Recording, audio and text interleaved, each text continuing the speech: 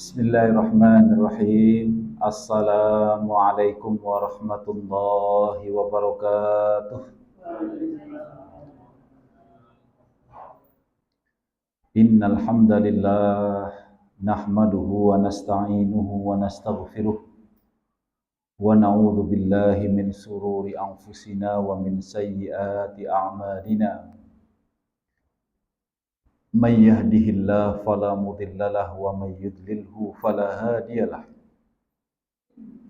Asyhadu an la ilaha illallah wahdahu la syarikalah wa asyhadu anna Muhammadan abduhu wa rasuluh la nabiyya wa la rasula ba'da. Allahumma salli wa sallim ala nabiyyina Muhammadin sallallahu alaihi wasallam wa ala alihi wa sahbihi ajma'in, amma ba'd. Bapak Ibu jamaah salat maghrib yang dirahmati oleh Allah, bersyukur alhamdulillah pada malam hari ini kita masih diberikan kesempatan untuk menjawab panggilan Allah Subhanahu wa taala, menunaikan ibadah salat maghrib secara berjamaah. Yang alhamdulillah juga diberikan kesempatan untuk bersama ikut serta dalam kajian tafsir pada kesempatan malam hari ini, yang tentu tidak semua orang bisa mendapatkan kesempatan demikian. Tapi alhamdulillah dengan perasaan ringan, mudah, kita bisa melangkahkan kaki kita dengan penuh kegembiraan, bahkan dengan penuh rasa begitu tenang untuk bersama mentadabburi Al-Quran dalam rangka untuk meningkatkan kualitas ketakwaan kita. Mudah-mudahan Allah Subhanahu wa taala terus menganugerahkan kita istiqomah dan juga bisa terus berupaya meningkatkan kualitas ketakwaan dan keimanan kita. Dan satu dari banyak cara, bahkan satu ini adalah yang utama dalam rangka meningkatkan ketakwaan kita, itu adalah dengan kita terus mau mempelajari sumber ajaran Islam itu sendiri, yaitu Al-Quranul Karim.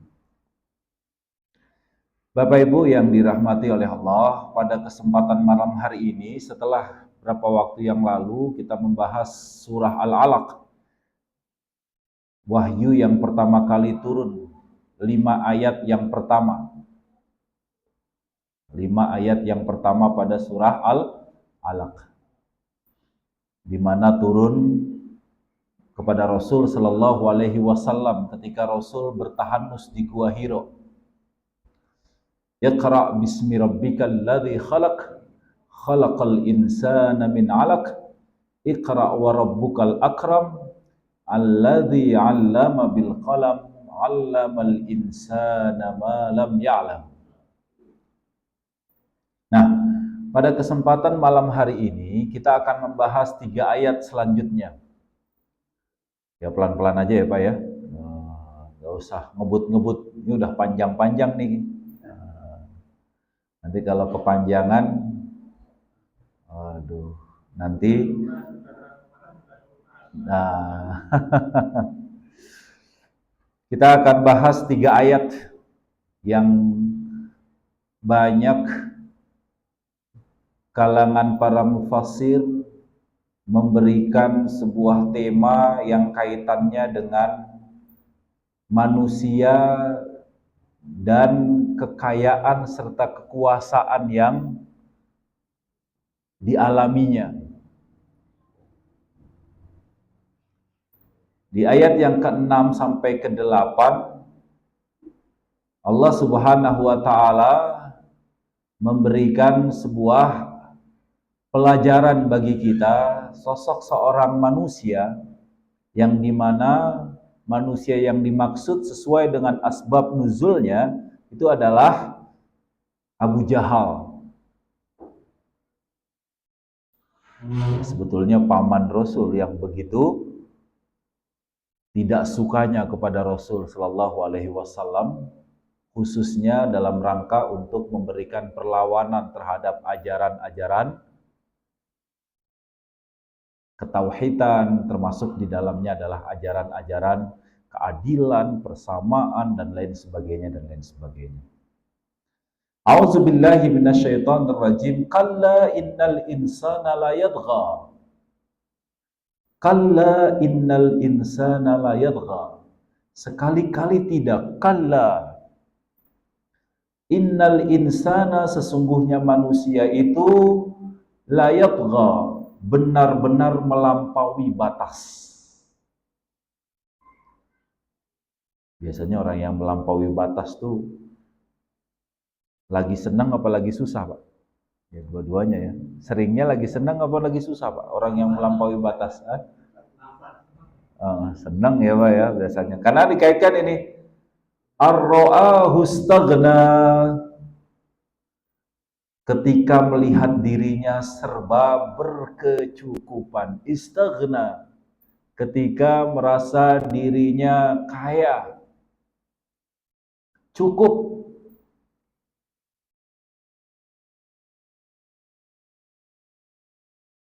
Cukup itu dalam definisinya apa? Cukup. Apa-apa serba keturutan. Istaghna. Inna ila rabbikar ruj'a. Sesungguhnya hanya kepada Tuhanmu lah tempat kembalimu. Wah, ini sebuah ancaman sebetulnya.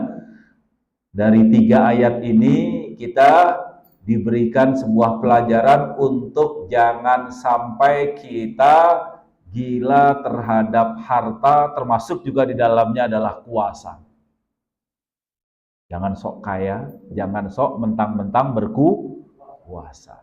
Kenapa nanti di ayat yang ke-8? Inna ila rabbikar ruj'a. Sesungguhnya nanti semua akan kembali dan akan dipintai pertanggungjawabannya. Nah, Bapak Ibu yang dirahmati oleh Allah, ayat ini banyak para mufassir mengkaitkan dengan ada satu peristiwa atau asbab nuzul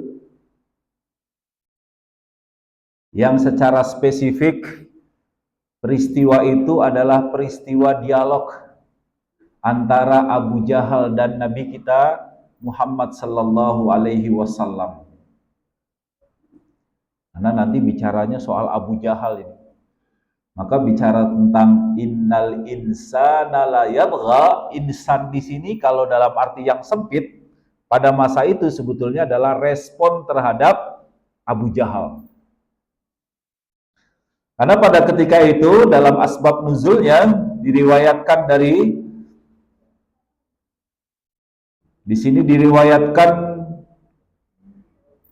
yang tertuang dalam kitab An-Nawawi, Muhammad Nawawi Al-Jawi, dalam At-Tafsirul Munir lil Ma'alim At-Tanzil.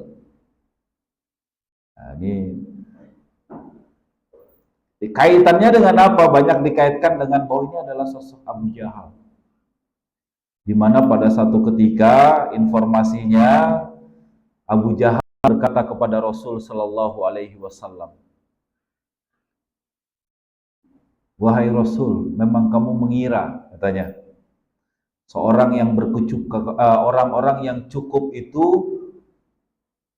akan melampaui batas. Coba, kalau kamu memang benar-benar Rasul, kamu jadikan bagi kami gunung-gunung di Mekah ini adalah emas." Nah, gitu. Barangkali kami akan mengambilnya dan kemudian kami akan melampaui batas. Lalu kami kemudian akan meninggalkan agama kami dan kami akan mengikuti agama kamu. Oh, ditantang begitu. Kalau memang agama kamu benar, orang yang berkecukupan nantinya akan melampaui batas, coba kamu jadikan gunung-gunung di Mekah ini emas. Apakah kemudian kami akan melampaui batas atau tidak? Kalau memang benar, kami akan ikut agamamu. Sebetulnya dari tantangan itu, Malaikat Jibril alaihissalam menyampaikan kepada Rasul, wah, gimana wahai Rasul? Apakah tawaran itu perlu kita tawar? Lalu Jibril alaihissalam turun dan berkata, wahai Muhammad, jika engkau berkehendak maka kami akan lakukan hal tersebut. Namun jika mereka tidak beriman, maka kami akan melakukan kepada mereka seperti yang dilakukan kepada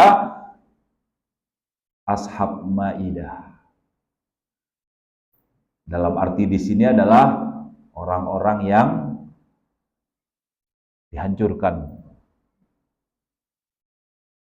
Coba jajal ya, kira-kira kita turuti aja apa kemauan mereka. Jajal nanti dia mau ikut atau enggak. Tapi apa kata Rasul? Rasul kemudian menahan tawaran Malaikat Jibril alaihissalam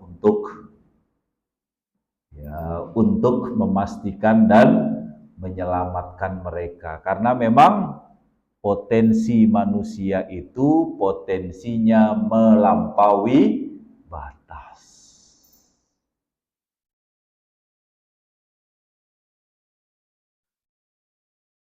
Kalla innal insana la yatgha. Sekali-kali tidak.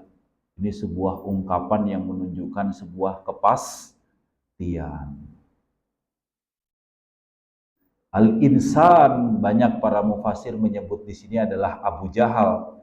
Ya, kalau kita menjadi bagian dari itu, maka ya sebetulnya kita Abu Jahal baru itu. Kalau kita memang menjalankan proses la yatgha, melampaui batas tadi itu. Ya, melampaui batas dalam definisi, melampaui batas dalam rangka untuk menjalankan sebuah kemaksiatan kepada Allah Subhanahu wa taala. Kalla yang artinya sekali-kali tidak, itu menunjukkan untuk mencegah orang yang mengkufuri nikmat Allah dengan perbuatannya karena sikap melampaui batas mereka, baik secara terang-terangan maupun secara sembunyi-sembunyi. Ini ungkapan kalla innal insana layat.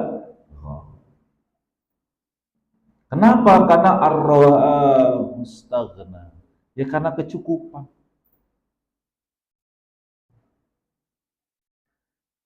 Sekarang fenomenanya sekarang apa, Pak? Flexing. Tahu flexing, Pak? Hah? Flexing, Pak. Wah. Ibu-ibu mungkin paham itu karena suka update status kan. Dapat apa baru, status.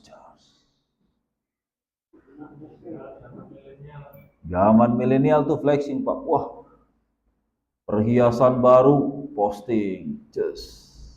Apa baru, pamerkan. Menunjukkan istaghna. Menunjukkan sebuah, tapi kadang-kadang juga ya sebetulnya nggak cukup-cukup juga dia karena ya takut ketinggalan, Pak. Sekarang tuh istilah-istilahnya banyak, Pak. Harus tahu, Pak, sekarang tuh. Flexing. Kemudian apa lagi?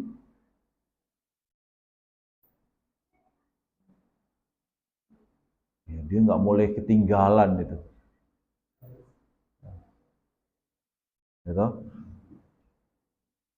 Nah, ini yang menjadi hal yang sangat penting. Istilahnya apa itu? Kalau dalam itu istilahnya FOMO ya. Tahu istilah FOMO, Pak? Wah, kalau dijelasinnya susah juga ini kalau sekarang ini. Saya tahu ya itu karena ngajar di teman-teman mahasiswa itu. Wah, FOMO itu ibaratnya nggak mau ketinggalan. Nggak mau ketinggalan. Yang lain bisa, wah dia juga harus. Yang lain HP-nya baru, wah ikut. Yang lain motornya baru, ikut motornya baru. Itu FOMO. Ininya baru ikut. Wah, akhirnya apa? Wah, jadi lingkungan sosial sudah luar biasa saat ini. yang mengarah pada hal-hal yang bersifat kalla innal insana la yatgha ar-ra'ahu istaghna. Yang mungkin kadangkala ya ini larangan untuk kita jangan sampai flexing, sok kaya, sok berkuasa, yang kemudian akhirnya melampaui batas. Kemudian melampaui batas. Wah, ini juga yang harus benar-benar diperhatikan dengan sebaik-baiknya. Jadi ini yang harus penting dimaksimalkan dengan baik. Nah, di sini digambarkan bahwa surat Al-Alaq ini ayat 6 sampai 8 tentu dimaksudkan bahwa siapa saja dalam hal ini yang mengaku manusia, al-insan, maka harus benar-benar berhati-hati. Utamanya adalah ketika dia mendapatkan kesenangan. Istaghna dalam definisi ini adalah kesenangan. Apa kesenangan? Ya, barang kita harta, tahta,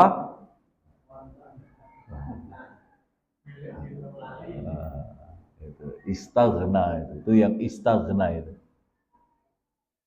Saya bilang harta tahta toh loh, yang bilang wanita itu jenengan loh Pak.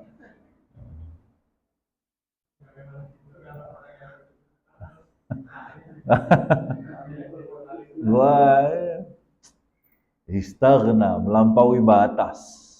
Godaannya luar biasa. Ini yang penting. Maka apa? Di sini disebutkan dalam Al-Baydawi, kalla itu menunjukkan sekali-kali tidak. Ini menunjukkan berfungsi dalam rangka untuk mencegah orang mengkufuri nikmat Allah Subhanahu wa ta'ala dengan perbuatan-perbuatan yang salah satunya di sini adalah melampaui batas.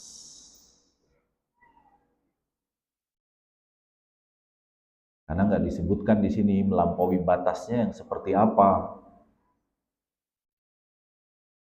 Ya, tentu melampaui batas di sini adalah keluar dari proporsinya. Melampaui batas di sini adalah yang mengarah pada hal-hal yang dilarang, yang mengarah pada hal-hal yang berupa sebuah kemaksiatan. Maka menarik itu, inna ila rabbika ruj'a. Ada kata rabbika, ini kan menarik ini, kepada Tuhanmu. Mu-nya ini kembali ke siapa ini? Mu-nya ini kembali ke siapa? Nah, maka khitab ka pada ayat ke-8 maksudnya adalah kepada insan dalam ayat manusia. Kalla innal insana la yatgha ar-ra'ahu istaghna inna ila rabbika, Tuhanmu adalah Tuhannya manusia, ruj'a. Semuanya ada sebuah kepastian bahwa nanti kita akan dikembalikan. Ini hal yang sangat penting. Jadi ini menunjukkan kalau dalam istilah bahasa Arab atau ilmu tafsir, pola seperti ini disebut dengan pola iltifat. Ma'anal iltifat, yaitu dari sebelumnya menggunakan kata insan, kemudian pada ayat berikutnya menggunakan domir ka. Nggak diulangi kan? Kata insan, ila rabbil insan, tapi ila rabbika. Maka iltifat semacam ini sebagai bentuk ancaman dan peringatan terhadap perbuatan melampaui batas tadi begitu dekat di hadapan kita itu. Ka itu menunjukkan khitab, dekat gitu. Tapi nggak disebutkan insan di situ. Rabbika, dekat sekali itu perbuatan tadi itu dengan kita. Ini merupakan sebuah ancaman dan peringatan terhadap perbuatan yang melampaui batas tadi. Ini hal yang penting. Atau bahkan mungkin dalam tafsirnya Wahba Az-Zuhaili, di sini disebutkan kalla innal insana la yatgha ar-ra'ahu istaghna. Maka Diartikan, tercegahlah wahai manusia dan kekufuranmu akan nikmat Allah kepadamu dan melewati batasmu dalam kemaksiatan karena engkau melihat dirimu tidak lagi membutuhkan Allah sebab kekuatan dan orang-orang yang menolongmu. Artinya apa? Ya sombong karena dia sudah merasa punya harta, karena dia kemudian sudah merasa punya kuasa, seolah-olah kemudian dia melampaui batas dan lupa bahwa nantinya dia pasti akan kembali. Terjadi nggak Pak ya? Ternyata kayaknya udah deket banget ya Pak kalau ngomong-ngomong sekarang Al-Quran ini sekarang nih kayak kita deket sekali dengan peristiwa-peristiwa yang kita alami saat ini. Bagaimana banyak orang yang semena-menanya luar biasa. Bagaimana orang yang serakahnya luar biasa. Kita lihat Pak, siapa yang kita percaya hakim, ya Pak ya. Ternyata uang, wah, triliunan, luar biasa Pak. Belum lagi yang lain, belum lagi yang lain.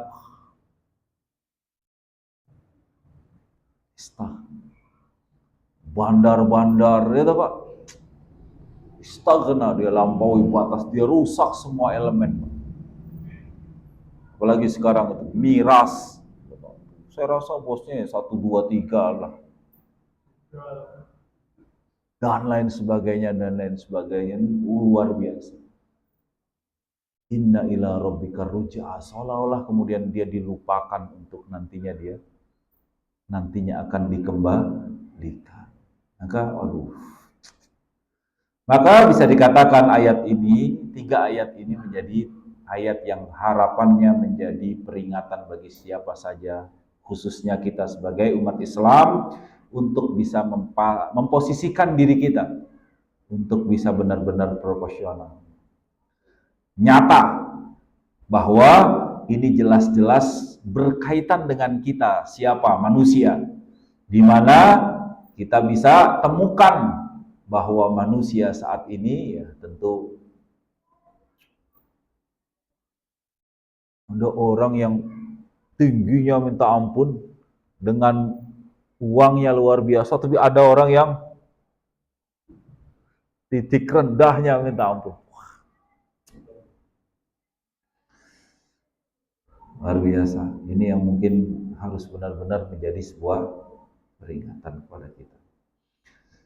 Maka oleh karena itu, ya mungkin di penghujung di sini nanti mungkin ada diskusi, mayoritas mufassir kemudian menyatakan bahwa insan di sini memang Abu Jahal dan orang-orang yang semisal Abu Jahal tentunya. Kemudian Allah memberikan peringatan balasan kepada mereka yang punya istaghna tapi la yatgha. Dengan apa? Ya tentu dengan Allah Subhanahu wa taala memastikan inna ila rabbika ruj'a. Tempat kembalinya adalah Allah, tidak kepada selainnya. Dialah zat yang akan memperhitungkan setiap amal perbuatan manusia. Di mana nantinya harta-harta tadi itu kemudian dikumpulkan, ditanya min aina wa ila aina. Dari mana ini? Dan kemana kamu akan belanjakan? Ya, sederhananya, ya kita dilarang dalam 3 ayat ini untuk kita bersikap melampaui batas. Melampaui batas dengan kita bermaksiat dan menentang Allah Subhanahu wa taala. Karena merasa berkuasa, karena merasa kaya, dengan mengandalkan harta bendanya, dengan mengandalkan kekuasaan yang dia miliki, kemudian dia berlaku semena-mena dalam rangka melampaui batas-batasnya. Wah, deket banget deh Pak. Gimana Pak? Nah,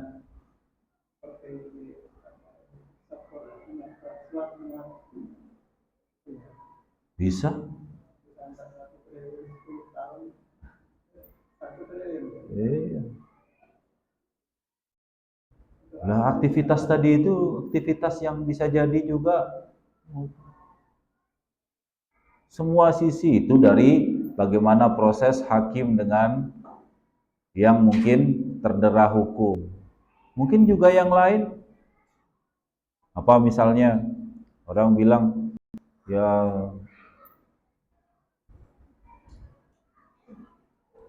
Bapak misalnya saya mau ngomong misalnya aktivitas-aktivitas kelitih misalnya, kadang-kadang bisa juga itu. Kenapa? Ya mungkin dipelihara, ya bisa jadi ya Pak ya. Kemudian di situ ada proses tebus menebus, ada proses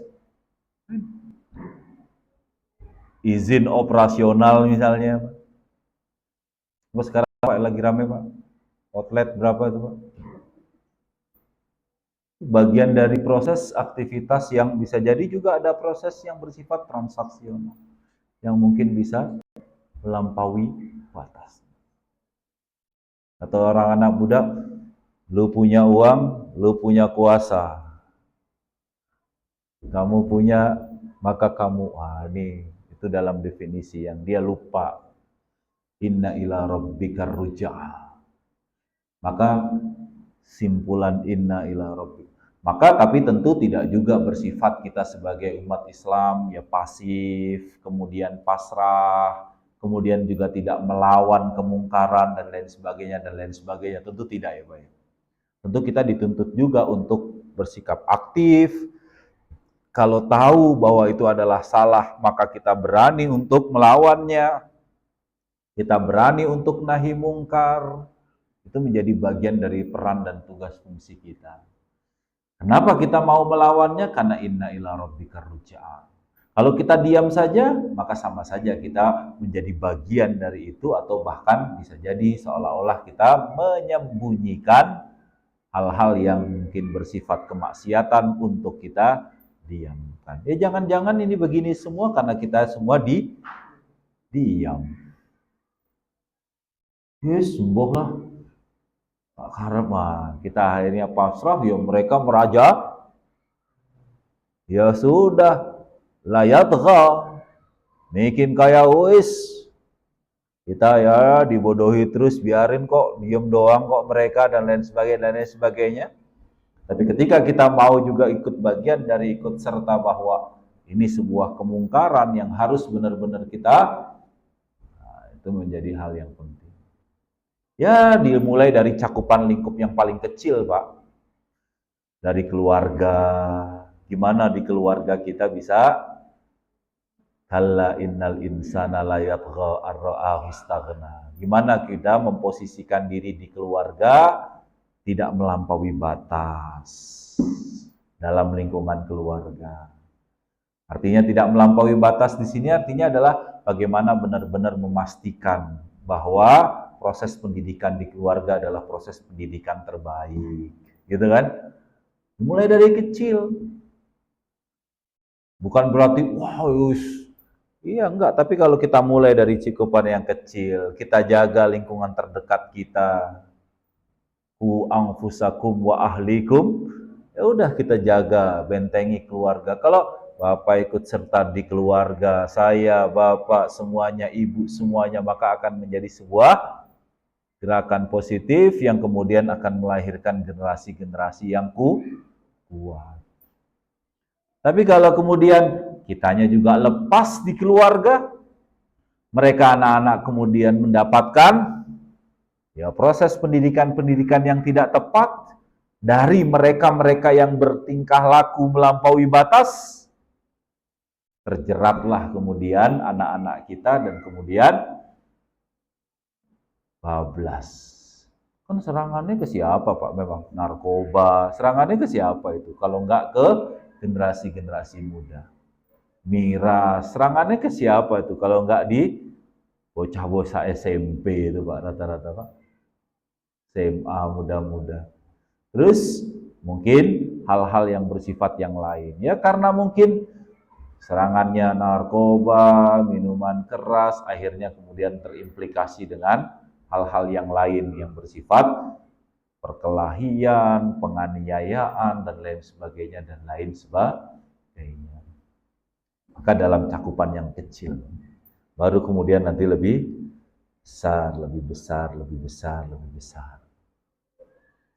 Menarik ketika kita, ya prosesnya ini tidak bisa hanya semata di lingkup keluarga, baru kemudian nanti lebih luas lagi nanti di lingkup sekolah, misalnya. Guru-guru juga ikut serta menjadi bagian dari itu.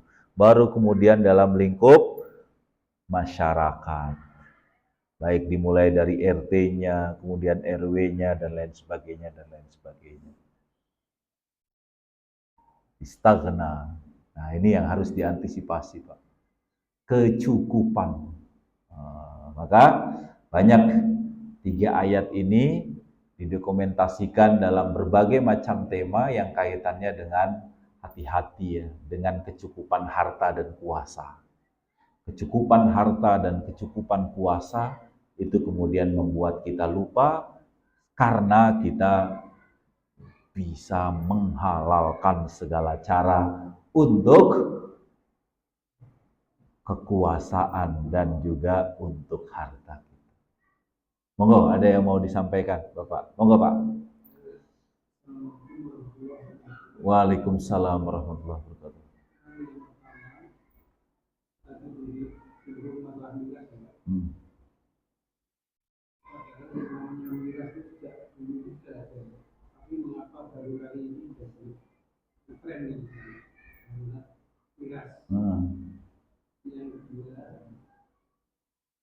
Mengapa para pelaku kejahatan kebanyakan muslim?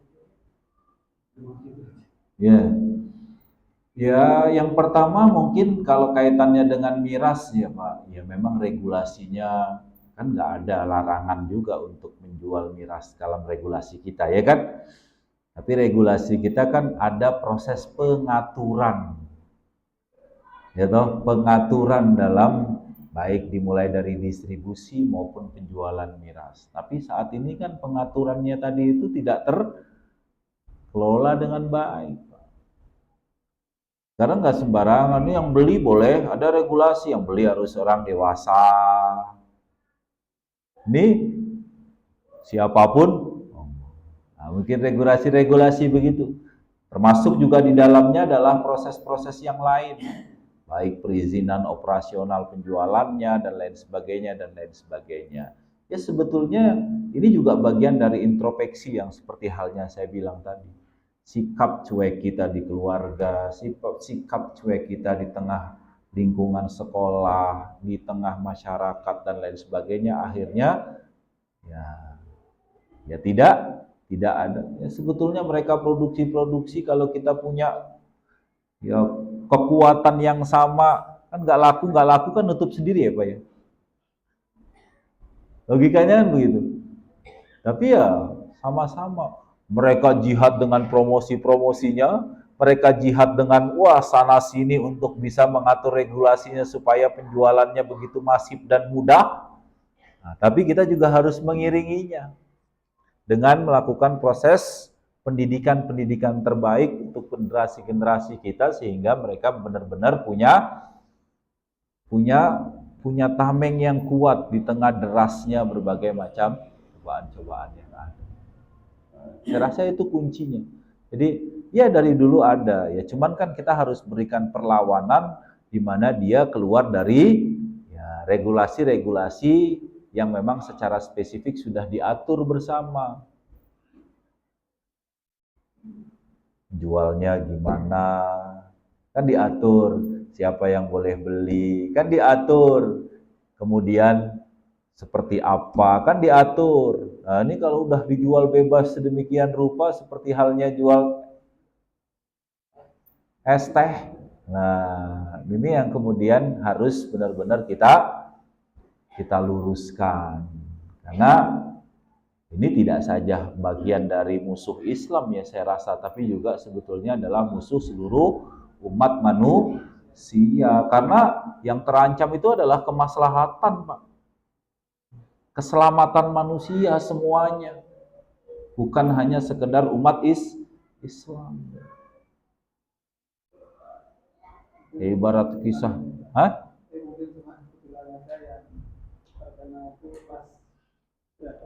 Iya, ya karena kita mayoritas.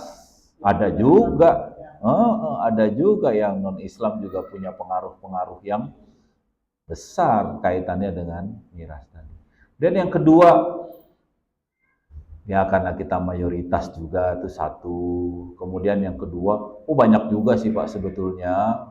Ya kalau kita dilihat kalau di Indonesia ya karena kita mayoritas Indonesia ya banyak yang melakukan tindakan kejahatan, kemaksiatan dan lain sebagainya adalah orang-orang kelihatannya umat Islam. Tapi kadang-kadang mungkin ya hanya sekedar kecil-kecil, tapi dibandingkan mereka mungkin saja bisa lebih luar biasa besar pengaruhnya dan lain sebagainya. Nah, saya rasa dan kemaksiatan-kemaksiatan dalam arti mungkin kita dalam ranah fisik, tapi ranah non fisik, pemikiran dan lain sebagainya kan banyak sekali yang sekiranya merusak generasi dan lain sebagainya. Itulah kenapa kata Muhammad Abduh itu al-Islamu mahjubun bil muslimin. Kadang-kadang Islam itu ditutupi oleh umat Islam sendiri. Jadi ya karena umat Islam itu sendiri yang menutupi. Ya karena ya oknum-oknum itulah yang kemudian ya, menutupi bagaimana kemurnian dan kebersihan Islam tadi. Tapi kalau lihat dari cakrawala yang lebih luas dalam tatanan global ya kurang jahat apa Pak Yahudi Pak? Ya, kurang jahat apa? Misalnya seperti itu terhadap warga Palestina. Kita bukan bicara agama ya, tapi bicara tentang bagaimana dia berlaku tidak manusiawi dalam definisi sebuah kejahatan. Orang yang tidak berdosa kemudian dibombardir, dibom, dibunuh dan lain sebagainya misalnya. Nah, ini sebetulnya menjadi bagian tersendiri. Ya itulah yang menjadi tantangan kita ke depan. Bagaimana kita bisa benar-benar menjaga prinsip-prinsip ajaran Islam tadi sehingga para pengikut dan pemeluknya ini senantiasa berada pada yang benar. Ya, memang berat Pak.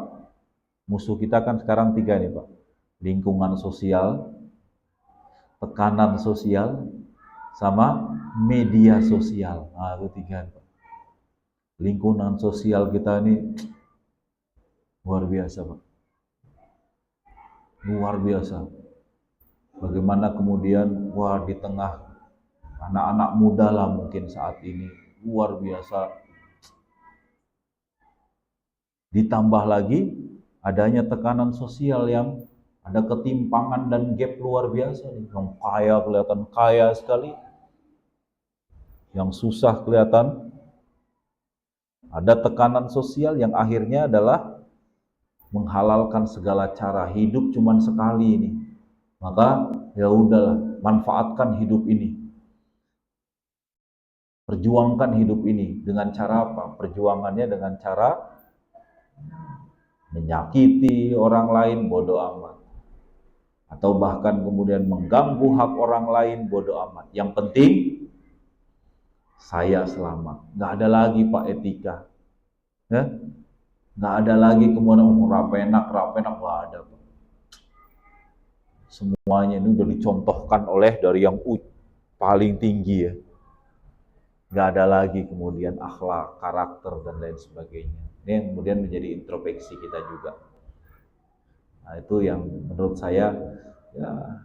Kadang-kadang ya tadi saya baca ayat ini tuh kadang-kadang sampai susah mengungkapkan gitu karena begitu dekat sekali saat ini. Kayaknya kok ya seperti inilah kemudian keadaannya.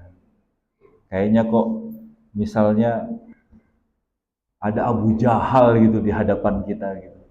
Kayaknya kemudian ada sosok-sosok orang yang jauh bahkan lebih luar biasanya di tengah berbagai macam keserakahan-keserakahan yang mereka lakukan dan mereka buat. Waduh, luar biasa. Ada Pak tanggapan lain? Ibu? Nah, monggo Pak.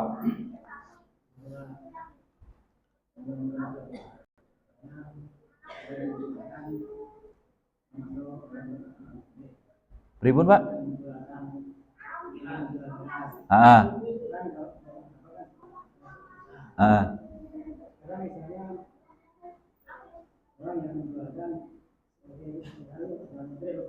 Ah.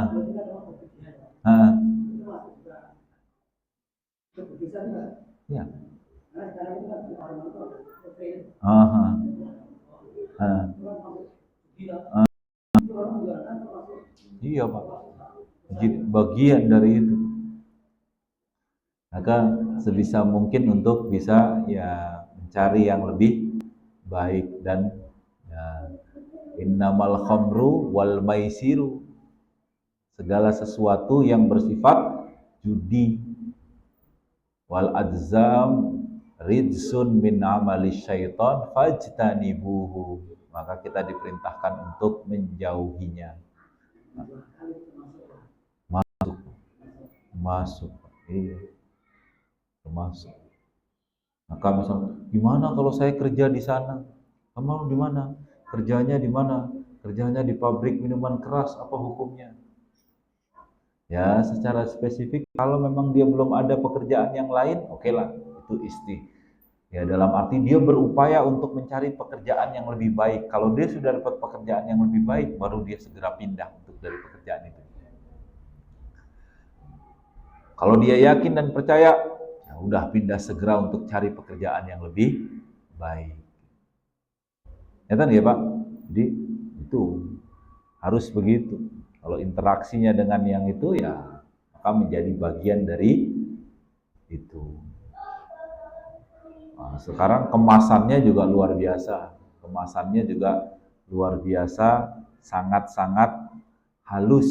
Kemasannya juga sangat-sangat ya luar biasa, ya menipu gitu ya. Nah, ini yang penting kita untuk menjadi perhatian. Terima kasih, mudah-mudahan bisa bermanfaat. Mudah-mudahan Allah Subhanahu wa taala akan perlindungan kepada kita.